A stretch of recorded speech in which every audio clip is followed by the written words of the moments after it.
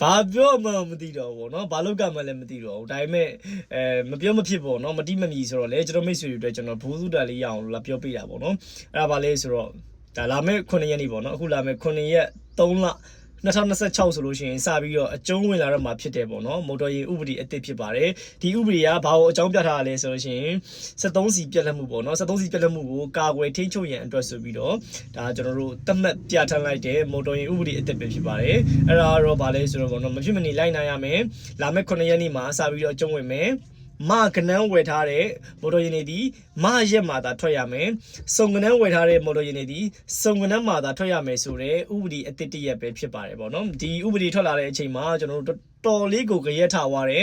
်တော့တော်တော်လေးကိုပဲပေါ့နော်အကုန်လုံးရုပ်သေးဖြစ်ကုန်တယ်ဆိုပေမဲ့လည်းကျွန်တော်မိတ်ဆွေတွေတားရင်မစိုးရင်ပါနဲ့ဒါကကျွန်တော်တို့အချိန်ခဏလောက်ပဲဖြစ်မယ်လို့ကျွန်တော်ခန့်မှန်းမိပါတယ်ပေါ့နော်အချိန်အတိုင်းတာတစ်ခုလောက်ပဲကျွန်တော်တို့ပေါ့နော်ခဏနေကြလို့ရှိရင်ကျွန်တော်ပြတ်သွားမှာထုံးစံအတိုင်းပဲပေါ့နော်ထုံးစံအတိုင်းပဲကျွန်တော်တို့ခဏလောက်တော့ဖြစ်သွားလိမ့်မယ်ပြီးရင်တော့ကျွန်တော်တို့ပုံမှန်အတိုင်းပဲပြန်ပြီးတော့ဖြေလျှော့သွားဖို့ကတော့များပါတယ်ဘာလို့လဲဆိုတော့ဒီဟာကအကြာကြီးထိတ်ချုပ်ထားလို့ရတဲ့ကိစ္စလည်းမဟုတ်တော့လေနော်ဒါပေမဲ့သူကပေါ့နော်ဒီမာကနက်စုံကနက်ကိုရက်ကတ်တက်တယ်ဆိုပေမဲ့ကားတိုင်းကိုတော့မဟုတ်ပါဘူးခင်ဗျာ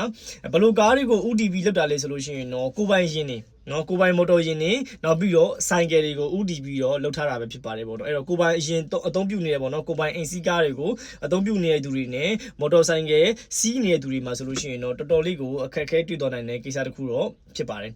ဘယ်လိုလူတွေအနေနဲ့ကင်းလို့ခွင့်ရလဲဆိုလို့ရှိရင်တော့တစ်ချက်ကတော့ EV ပေါ့ဗျာနော် EVC နေတဲ့သူတွေကတော့အခုချိန်မှာကျွန်တော်တို့ဂုံစားလို့ရပြီပေါ့နော်ကျွန်တော် EVC နေတဲ့သူတွေလွတ်လပ်ခွင့်ရတယ်နောက်ပြီးတော့ပေါ့နော်တခြားသောဒီတက်စီတွေလည်းလွတ်လပ်ခွင့်ရတယ်နော်တက်စီတွေ EV တွေနောက်ပြီးတော့ကျွန်တော်တခြားသောလုပ်ငန်းသုံးနေတဲ့ကားတွေလည်းအကုန်လွတ်လပ်ခွင့်ရတယ်ပေါ့နော်စီပေါစာကားတွေဘောက်ကားတွေပုံကားတွေကျွန်တော်တို့ကုန်တင်တဲ့ကားတွေအကုန်လွတ်လပ်ခွင့်ရတယ်ပစ်ကတ်တွေ light truck တွေလုပ်ငန်းသုံးကားတွေအကုန်လုံးလည်းလွတ်လပ်ခွင့်ရတယ်လို့ကျွန်တော်သိရတယ်နော်ဒါတွေအကုန်လုံးကပုံမှန်တိုင်းပဲ3-4ရတယ်လို့လည်းကျွန်တော်သိရတယ်အဓိကတော့လုပ်ငန်းသုံးပေါ့နော်တစ်နှစ်ပေးထားတဲ့ကားတွေပေါ့နော်ဒီတက်တစ်နှစ်ပဲပေးတဲ့လုပ်ငန်းသုံးကားတွေအကုန်လုံးကိုတော့ကျွန်တော်တို့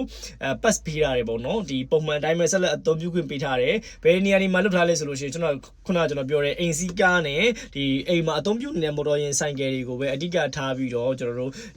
ထုတ်ပြန်ထားတဲ့ဥပဒေဖြစ်တဲ့အတွက်ကြောင့်မို့လို့ကျွန်တော်မိတ်ဆွေတွေသွားလာတဲ့အခါမှာကျွန်တော်တို့ပေါ့နော်ဒီစစ်စင်ကြီးလေးနဲ့ပေါ့နော်သွားလာနိုင်မှုတော့ကျွန်တော်တီးပေးတာဖြစ်ပါတယ်ဒါလေးကိုလည်းကျွန်တော်မိတ်ဆွေတွေအရင်စွညံမလုပ်ဖိနေပေါ့နော်ခေတ္တခဏတီးခံလိုက်ပါကျွန်တော်တို့အချိန်ကာလတစ်ခုရောက်တဲ့ခါကြလို့ရှိရင်ပြီးတော့မယ်လို့ကျွန်တော်မျှော်လင့်ပါတယ်တော့ကျွန်တော်မိတ်ဆွေတွေဒါဘူးတူတလေးရအောင်လို့ကျွန်တော်လာပြောပြတာဖြစ်ပါတယ်ခင်ဗျာအဲ့တော့ကိုကစုံကားဝယ်ထားရဆိုလို့ရှိရင်လာမယ့်9ရက်နေ့ကနေစပြီးတော့ကျွန်တော်တို့သတ်မှတ်စုံရက်မှာပဲမောင်းနှင်းကြပါမကနဝယ်ထားတဲ့မိတ်ဆွေတွေအကုန်လုံးကလည်းသတ်မှတ်မကနရက်မှာပဲ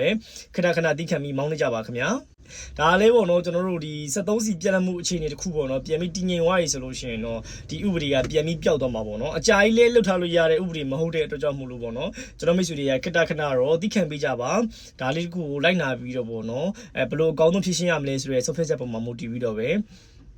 လောက်ကြကိုင်းကြဖို့ကျွန်တော်ပြောချင်တယ်ပေါ့နော်နောက်တစ်ခုကားစီကွက်ပေါ့နော်ဒီဥပဒေနဲ့ပတ်သက်ပြီးထုတ်လိုက်တဲ့အပေါ်မှာကားစီကွက်တက်ချင်းကြခြင်းနဲ့လုံးဝမဆိုင်ပါဘူးเนาะကားစီကွက်တက်သွားတာကားစီကွက်ကျသွားတာပြီးတော့လုံးဝမရှိပါဘူးခင်ဗျာဘာလို့လဲဆိုတော့တချို့တွေကဒီအခြေအနေတစ်ခုကိုအသုံးချပြီးတော့စီးပွားရှာမယ်ဆိုတဲ့လူတွေအများကြီးရှိတယ်ဥပမာဟာငါ EV ကာ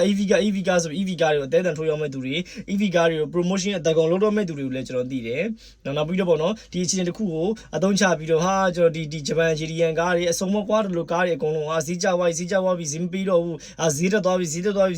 ပြီးတော့အဲ့လိုမျိုးတက်တာတွေရောကြတာတွေရောလုံးမဲ့သူတွေအများကြီးရှိတယ်ဒီလိုအခြေအနေတစ်ခုမှာပေါ့နော်အဲ့ဒါတွေကိုကျွန်တော်မိတ်ဆွေတွေကစင်ကျင်သုံးသပ်ပြီးတော့နေပါလက်ရှိချိန်မှာကားဒီလွင်ဝဲမလွင်မဝင်နဲ့အားလုံးကောင်းတယ်အားလုံးအဆင်ပြေတယ်เนาะဒီအခြေအနေနဲ့ပတ်သက်ပြီးကားစီတက်ချင်းကြခြင်းဟာဓာတ်ရိုက်သက်ဆိုင်တာမျိုးလုံးဝမဟုတ်ဘူးပေါ့နော်ဒါကတော့ကျွန်တော်တို့ဒီလက်ရှိအခြေအနေမှာဖြစ်ပေါ်လာတဲ့အရေးပေါ်အခြေအနေတစ်ခုကြောင့်ခဏတာတတ်မှတ်လိုက်တဲ့ကျွန်တော်တို့ပေါ့နော်ဥပဒေတရက်ဖြစ်တဲ့အတွက်ကြောင့်မို့လို့ကျွန်တော်မိတ်ဆွေတွေခဏတီးခံဆမ်းပြီးတော့နေကြပါเนาะဒါကိုကြောက်ပြီးတော့တချို့ရှိပါတယ်ကျွန်တော်တို့တော့เนาะအခုမနေ့ကတော့လာပြီးရောင်းကြရပေါ့เนาะကြောက်ပြီးလာရောင်းကြတာပေါ့เนาะကျွန်တော်တိုင်မင်နဲ့ဆွေးနွေးတယ်ကျွန်တော်ပေးနေတဲ့အမြင့်ဆုံးဈေးတန်းတစ်ခုကိုပေးပြီးတော့ပဲကျွန်တော်ဆက်ပြီးတော့ဝယ်နေတော့မှာပဲကားစီတက်ချင်းကြခြင်းဒီဥပဒေနဲ့လုံးဝမသက်ဆိုင်ဘူးဆိုတာလေးကိုလည်းကျွန်တော်မိတ်ဆွေတွေကိုကျွန်တော်ပြောပြတာဖြစ်ပါတယ်ပုံမှန်တိုင်းပဲဆက်တော်လို့ရပါတယ်ပုံမှန်တိုင်းပဲလက်ပက်လို့ရပါတယ်ခင်ဗျာเนาะဆိုတော့အားလုံးကိုကျေးဇူးအများကြီးတင်နေကျွန်တော်ကတော့ကိုချမ်းမဖြစ်ပါတယ်ခင်ဗျာတခုသိချင်တာမေးချင်တာလေးရှိရဆိုလို့ရှိရင်လည်းကျွန်တော် comment အောက်လေးမှာမေးခဲ့လို့ရပါတယ်ခင်ဗျာเนาะဆိုတော့အားလုံးကိုကျေးဇူးအများကြီးတင်ပါတယ်အားလုံးပဲတက်တာပါ